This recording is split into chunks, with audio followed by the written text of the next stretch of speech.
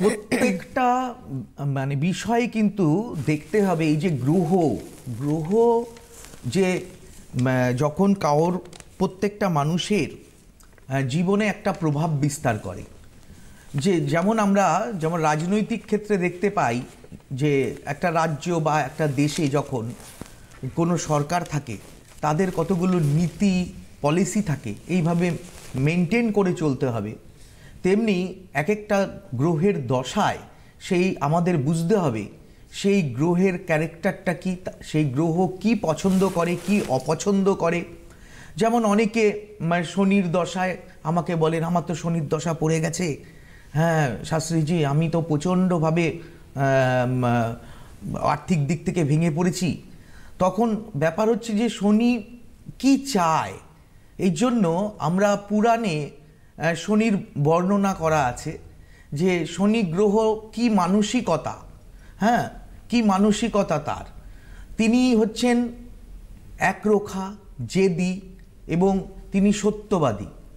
শনির দশায় যদি আপনি প্রচণ্ডভাবে মিথ্যে কথা বলেন বা দু নম্বরই কাজকর্ম করেন, ঘুষ নেন, তাহলে অবশ্যই শনির কোপে আপনাকে পড়তে হবে।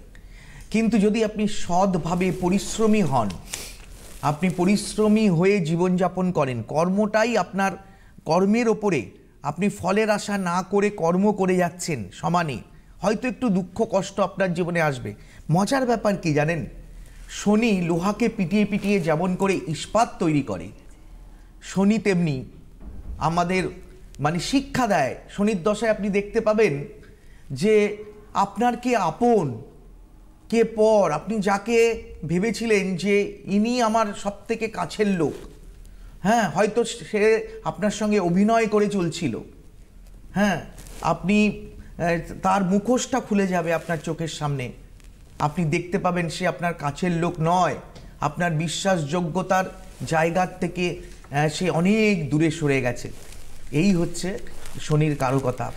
শনির অনেকে প্রচুর পরিশ্রম করে যায় সারা জীবন অর্থ সঞ্চয় করতে পারে না, মানে দেখা গেল লাস্ট জীবনে শনির দশা পড়েছে, হ্যাঁ তিনি ভাবছেন যে কি হবে, আমার একটি মেয়ে আছে আমি তাকে বিবাহযোগ্য করব, আমার একটি ছেলে আছে আমি তাকে বিবাহযোগ্য করব, তো বা ছেলের চাকরি হচ্ছে না।